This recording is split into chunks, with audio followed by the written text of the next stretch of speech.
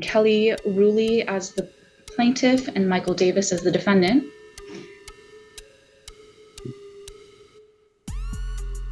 You could both turn on your cameras and your video. And do we need to change out clerks again? We're fine for now? Okay. We'll go ahead and proceed that matter. All right, Ms. Ruley, would you raise your right hand? You solemnly swear or affirm that the testimony you're going to give today is the truth and nothing but the truth? Yes, ma'am. Okay, and Mr. Davis? Yes, Your Honor. Sorry. So I'm going to ask that you go ahead and take a seat and get ready for this. I know that you're on Zoom, but this is a court hearing. Yeah, sorry. Okay, if you could raise your right hand. You solemnly swear or affirm the testimony you're going to give today is the truth and nothing but the truth? Yes.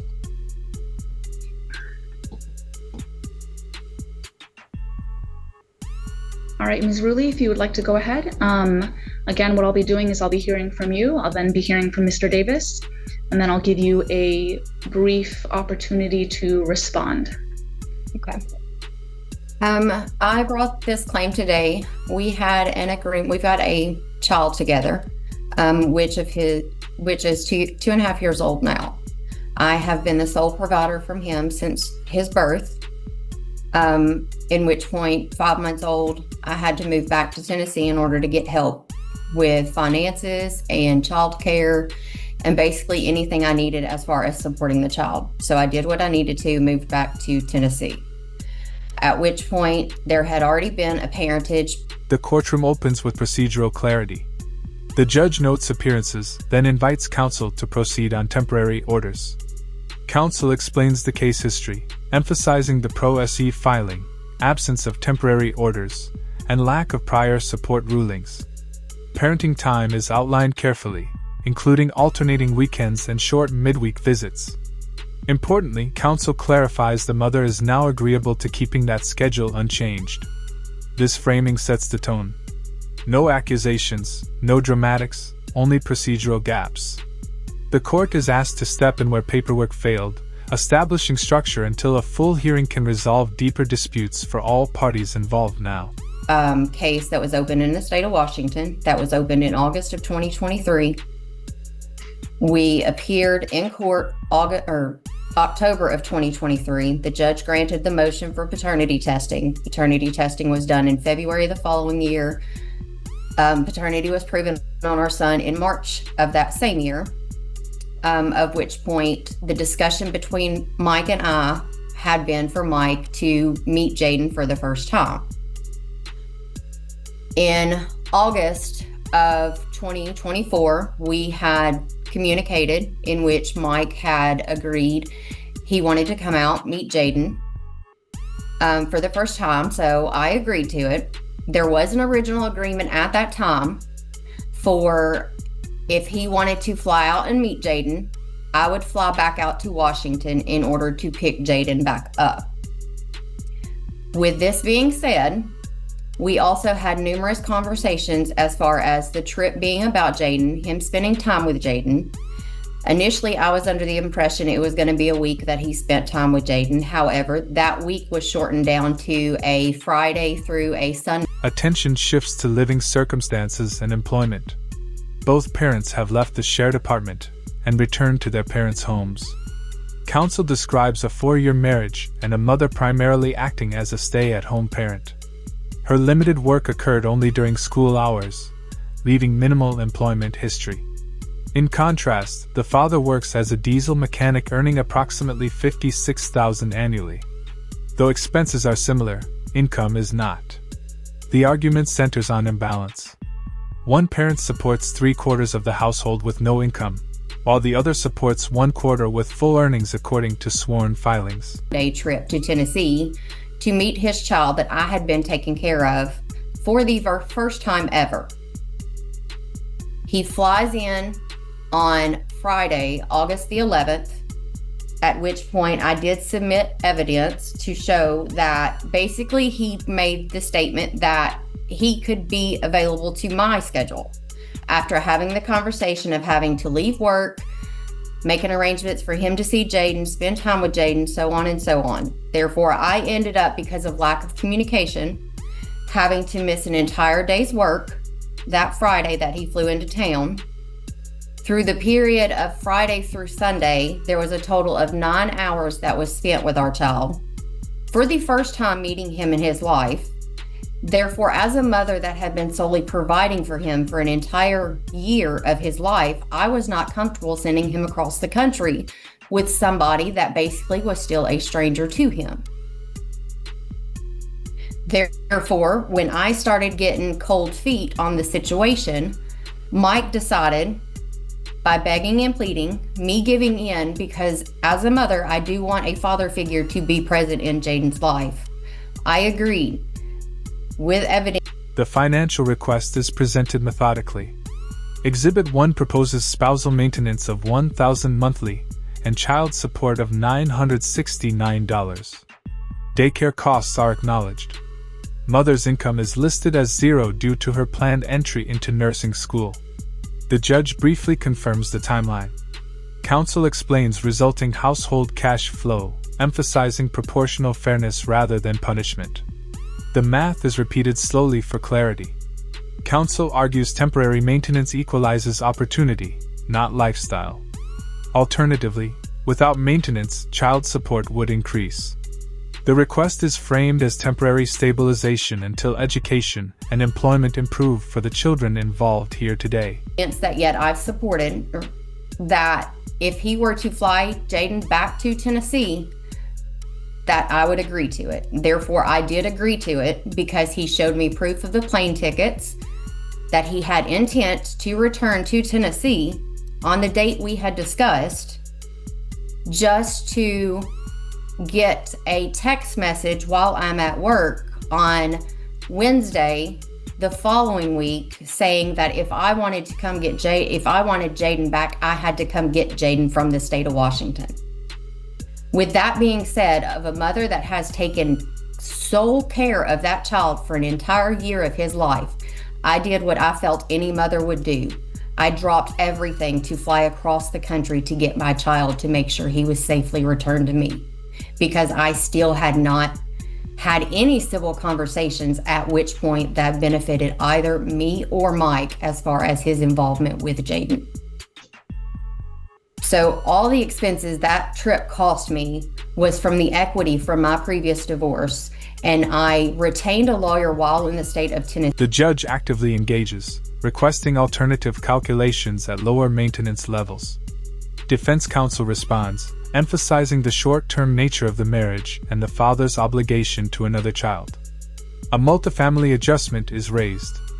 Defense challenges the need for spousal maintenance, citing shared living situations and mother's employability.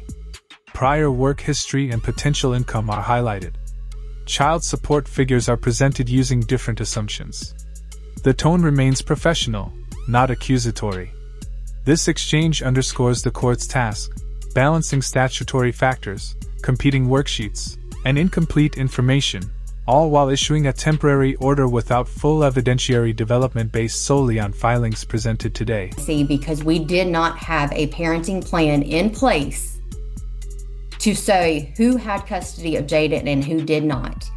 I had already been misled on August the 11th when he dropped Jaden back off to me, saying that he was going back to his hotel to rest, to find out the next day when he carried conversation with my best friend that he and his girlfriend had basically went out on the town after telling me he was going back to the hotel to rest.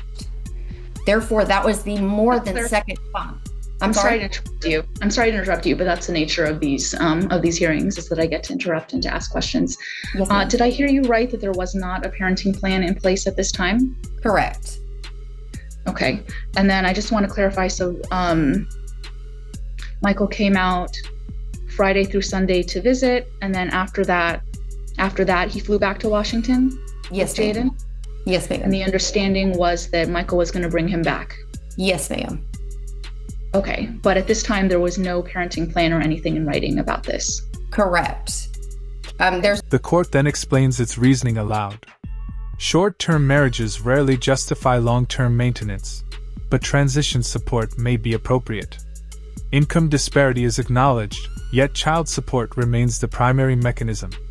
The judge articulates a temporary solution, $550 monthly in spousal maintenance while the mother pursues education. Child support will adjust accordingly. The court confirms use of the multifamily calculation. This decision is framed as practical, not final. It is meant to help one parent stabilize while preserving fairness to the other, pending fuller hearings and evidence. The parenting schedule remains unchanged for now, temporarily ordered. More to it if I can continue. Am I allowed to continue? Yes, please do go ahead. Thank you for.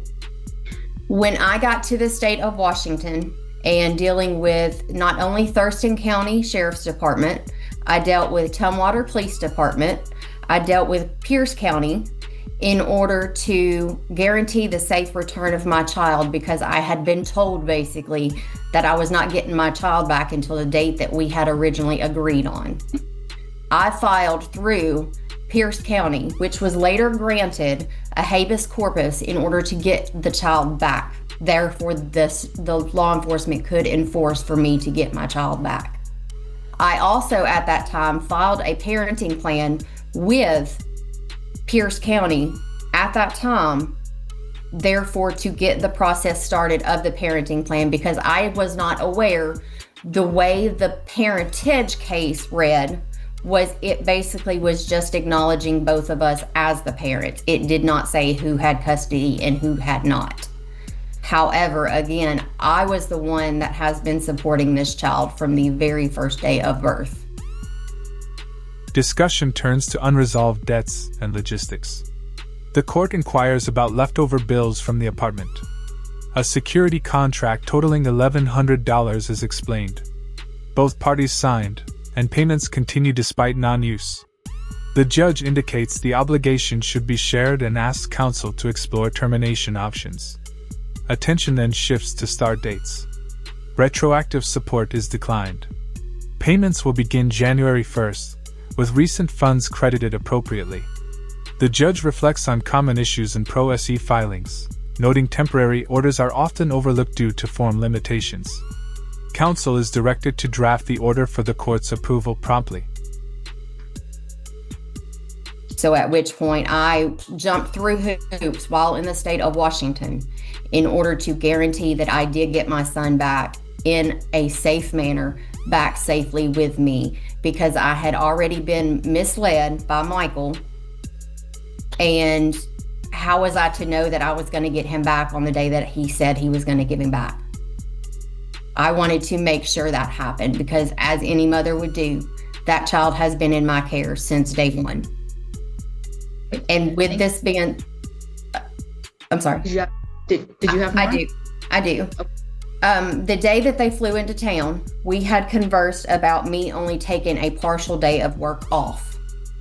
And I was told his exact wording on the exhibit is, you tell me when you're available. I'm available all day. I made this trip to see Jaden. That's his exact wording on the message. Therefore, I was trying to be available. I ended up missing the entire day of work because of the lack of communication for that Friday. Not to mention, when I got the text message to tell me if I wanted Jaden, I could come get Jaden. That was also my last day of employment, because while I was out of town fighting to get my child back, I get a text message from the employer that I was working with at the time that said, due to my current situation, they were ending my assignment at work. So I lost my job on that too, to make sure basically that I got my child back, our child back.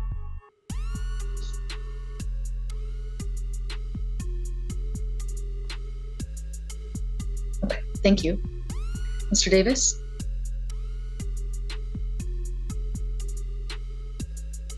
Yes. So, yeah, what she's not telling you is that and she briefly went over it, was that, and she actually didn't tell you, that there was a previous trip that was supposed to be planned for me to come down and see him and be there for his birthday, where plans were in place. No tickets were bought, thank God. But she decided that at that point in time she didn't like me, so she didn't want me to come. There was multiple conversations prior to us arriving in Tennessee for this trip. Multiple conversations about her picking him up from the airport, me going down to see him. There was no set times where we said, I'll have Jaden from this time to this time, and from this time to this time. There was nothing like that was said. When I did land, I told her, I said, hey, I'm here. It was like 5 o'clock in the morning. I was like, I'm here. Whenever you have time. I don't remember my exact words, but I made her sure to know that I was available. She then returned back and said, and I don't know if she put that text message in there, but she did tell me that she didn't like the way that I was talking to her, and that I would not see my son for the entire trip at that time. So at that point in time, I knew it was going to be a fight with Kelly, because she sometimes likes to have control that she thinks. So yes, that first day I met my son for the first time. We had a great time. We did go back to the hotel.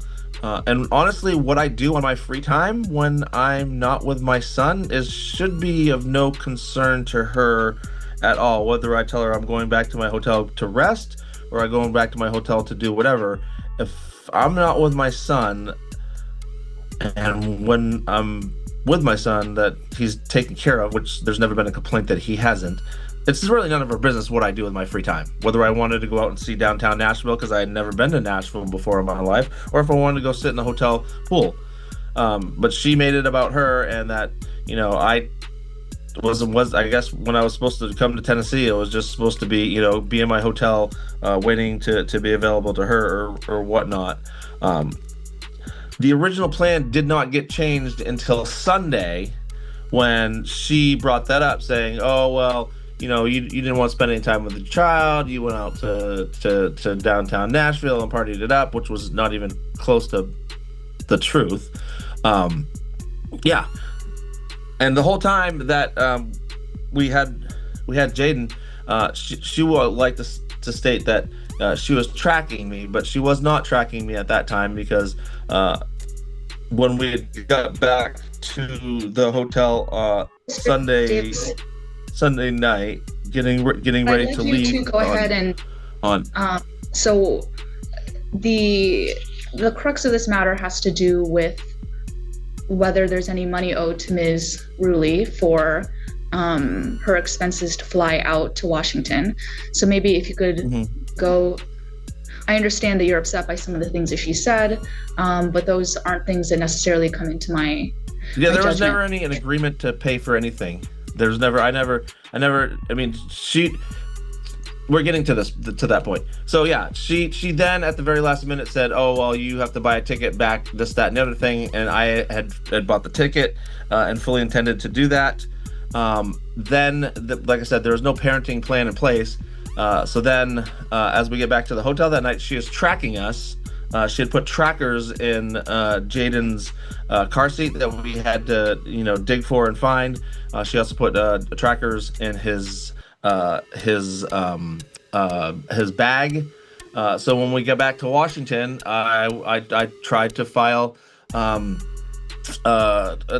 cases against her for that, because it's illegal tracking. But the judges, it was a pain in the butt and never happened. So at that point in time, I told her, I said, you're gonna have to fly back out here. Changed it just like she had changed it from the original agreement. And then she ends up showing up at my house. I understand, right, that you changed it. Did you change it because of the trackers? Yeah. And after speaking to attorneys and stuff like that, there was no parenting plan in place. So whoever had possession, I hate to say it like that, but whoever had possession of the child had possession of the child. So then she ended up, I guess, flying out here, like I said, because she showed up. The cops came. The cops told her the same thing that they told me, is that there's no parenting plan in place, so there's nothing that they could enforce. Whoever had the child had the child, and I had the child at the time. I had all intentions of giving Jaden back to Kelly at the time that we had stated. I actually returned him a day early because she had her attorney call me, and he was begging and pleading that I'd return Jaden for a birthday party that wasn't even on the agreement. So she changed the agreement again and wanted him back a day early than what was supposed to be happening. Yeah, I never agreed to pay $9,000 to come to Washington because you decided that you wanted to not hold up your end of the agreement, because she just said that she didn't have any money, that she was broke, yet she had money from a previous divorce that she could fly back out to Washington. So she lied to me initially when she said that she didn't have any money to deal with Jaden.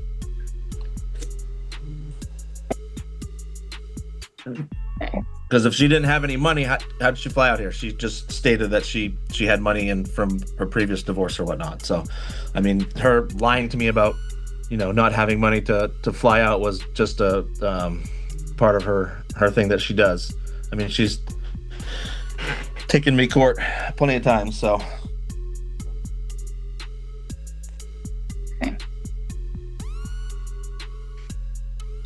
Ms. Rulli, did you, what information would you like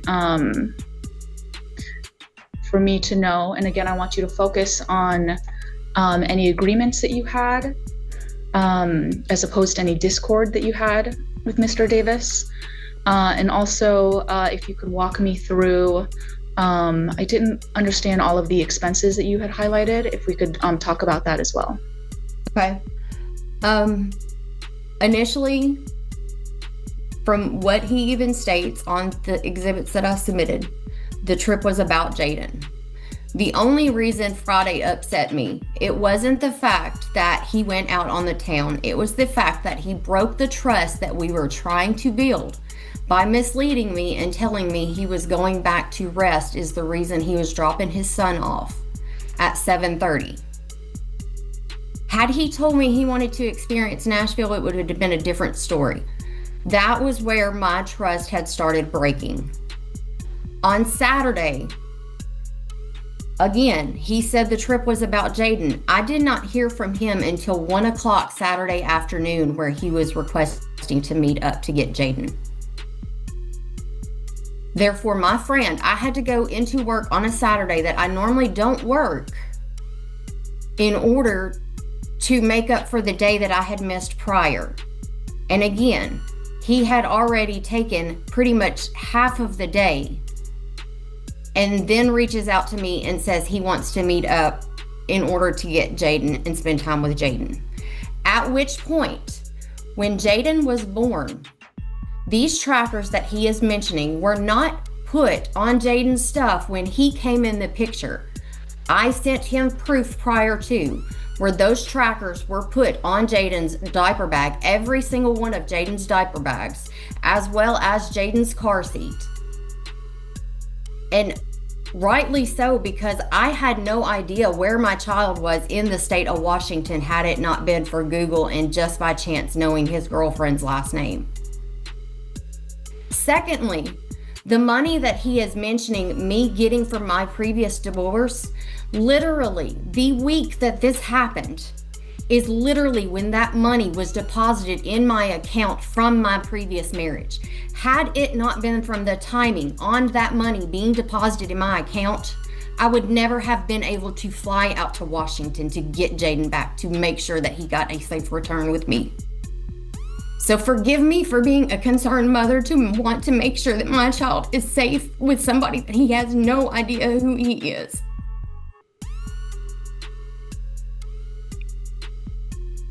Thank you. What I'd like to do is understand some of these charges. a look here.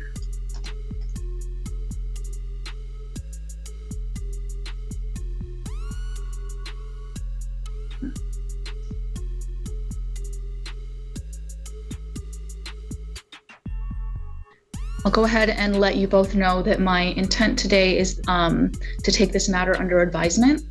And essentially, I need to take a little bit more time to do some legal research into the nature of the claims and what might be a just and equitable and legally correct answer in this matter. And in order to do that, I do need to put a little bit more information on the record. And I had some questions about there's the highlights that are in the exhibit, I believe it's exhibit F. So on page 4, for August 16th, there is a Fairbridge Inn charge for $307. What was that? That was when I first came into Washington. So I ended up having to stay in 2 different hotels because my funds were starting to deplete at that point. I couldn't afford to stay at Fairbridge anymore, so I ended up getting a room to finish out the stay until I found out on Jaden at the Comfort Inn, which is later on charges that was also highlighted in there. And how many days were you in Washington? I was in Washington from August 15th through, I believe it was the 24th. It was either the 23rd or the 24th. It might have been the 23rd. And during this time, were you unable to find Jaden? Is that why I knew where he was. The law enforcement I didn't find out where he was until a few days into my stay. And that's only because law enforcement at that point, we had already spoke and we were able to find out the address that he was at that point staying at. Because the only address I had on file was his previous address, which was an apartment in Tenino.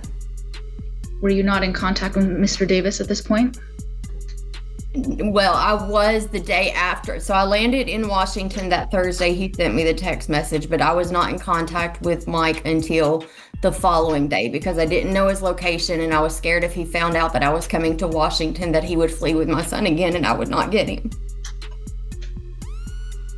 So you didn't tell him where you were, or you didn't tell him that you were in Washington? I never responded. After he sent me the text message saying if I wanted to come get Jaden, if I wanted Jaden back, I had to come get Jaden. I never responded back from him until the following day, at which point the law enforcement had already stepped in because I had already contacted them and met up with them. So you didn't let him know that you were in Washington and that you wanted Jaden back, like he said? No, I did not. Because like I said, I was fearful that he was going to take off with my son again.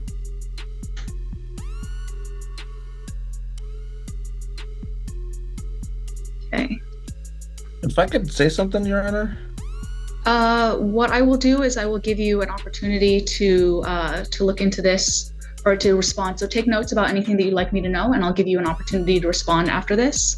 Thank you. And both of you, I want you to know, I don't want you to take, I don't want you to assume that you think that you know how I'm going to rule based on the questions that I'm asking. I am simply trying to understand the question. I will then do some legal research to determine what is the legally correct outcome. And what I'm doing now is trying to set the record and understand what is going on so that I can appropriately apply the facts to the record. Okay? And part of that is I need to look at some of these expenses. So it looks like, so you've explained the multiple hotels, which was a question that I had. And it looks like you rented a car. Yes, ma'am. Okay.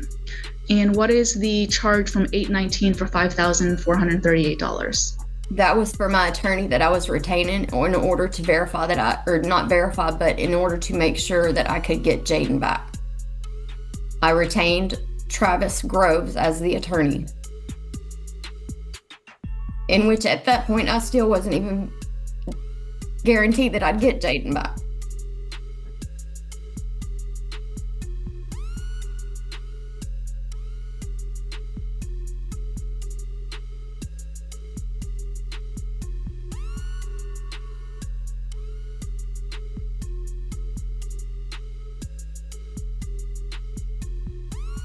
What is the charge at the Pierce County Library? That is where I was printing off the paperwork in order to file the parenting plan, which I did that day.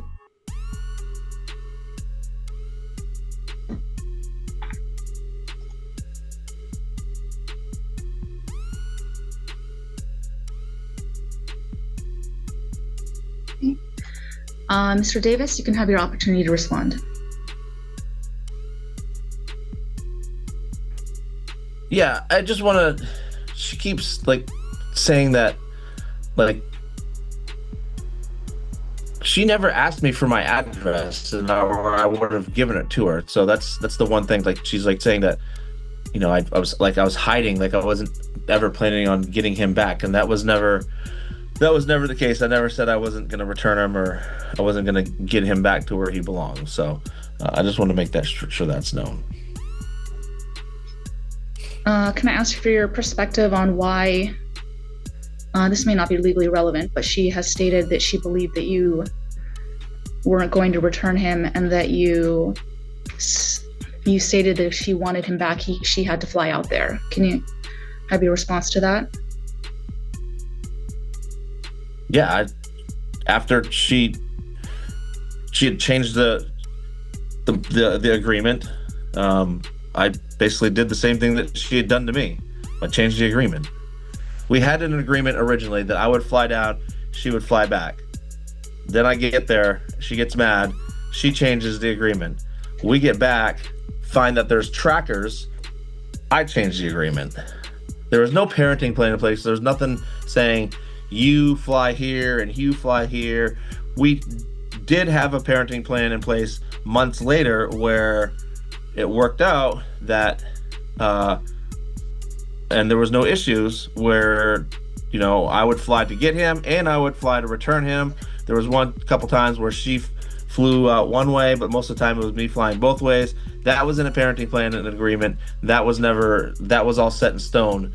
So that's how that ended up. There was an original agreement. She got mad, she changed it. I got mad, I changed it. I mean, and now she wants to blame me for her losing her job and stuff when I never. I mean, she obviously never had, and it seems to me that there was never anything in good faith with her, because it seems to me that she never planned on allowing me to return to Washington with my child, nor did she, you know, ever purchase the ticket ahead of time, because he was going to be there for I believe it was a week. So, I mean, she should have already had that ticket purchased to return to retrieve Jaden. So it just makes me. I bought my ticket to go see my son a month and ahead of time before I was supposed to go see him. Like, I knew when I was going. I had the hotel booked. I had plane tickets booked. I had a rental car in place. This was all a month before I was supposed to go pick up my son. She had nothing in place to come retrieve him. Nothing at all. So there was never intent for her to come and retrieve him. She was never going to let me leave Tennessee without him, because if you're going, a normal person, if they're going to go retrieve their child, they buy those tickets ahead of time. Just like every time in our parenting agreement that she had to come out and retrieve Jaden, she had bought those tickets more than a week in advance. So I'm trying to understand here. So there was the initial trip where you flew out to Tennessee, and then did you take Jaden back to Washington with you? I took Jaden back to Washington with me, yes. Yes. And at that time, the understanding was that Ms. Ruley was going to fly out to pick him up. No. Yes. And then prior to the Sunday of me leaving, Ms. Ruley then changed it to saying that she didn't have any money, she couldn't afford to go. If I was going to have any contact with my son, I would have to buy a ticket. So I said, fine, I'll buy a ticket. But my thing is that she had never planned on ever giving me. So then you doing agreed, that because you agreed that you were going to take Jaden back. I told her I Tennessee. would. Yes. You told her that you would, and then. Like, she told me that she would fly out originally. So originally she said she was going to fly out, and then you Correct. said that you were going to fly out, and then you found the trackers, and you decided that she needed to fly out to get them.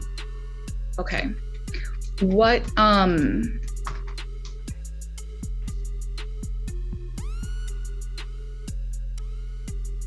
okay. I think I understand. This is what I'm going to do. I mentioned that I was going to take this matter under advisement. What I'm going to do is I'm just going to take a brief 5 to 10 minute recess, think through what you've told me, do a little legal research, and then I will return to the bench, and I will be either delivering my judgment, or I will take this matter under advisement for longer to ensure that I can provide the legally correct result. Okay. Is there a chance I can say one more thing prior to you going into break? Yes, you may. So when the agreement changed strictly because I was concerned for Jaden to be in the presence of a stranger, basically. When he agreed, if I was never going to let Jaden go, I would have never let Jaden go that day that he flew back to Washington.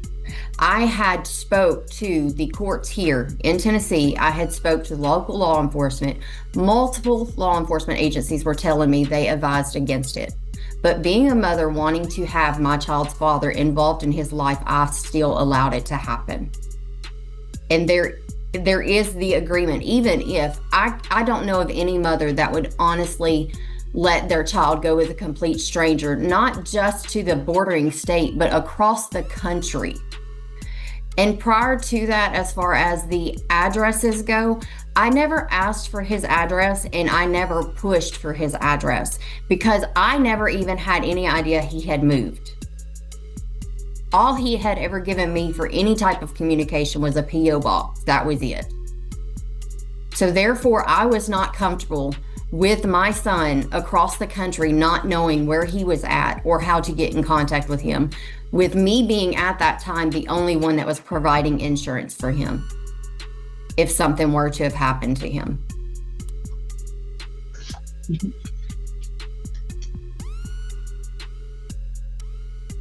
Okay. So one more time before I step back, let's see if there's, so initially you said that you were going to fly out to Washington to pick him up. Then while he was in Washington, you didn't have the money to pick him up. So you asked Mr. Davis to return him, and Mr. Davis agreed. Is that right, Mr. Davis? You agreed to return him initially? I said I would, yes. Okay. And then you changed your mind, and then you said that you wouldn't. Okay. Just want to make sure I understand the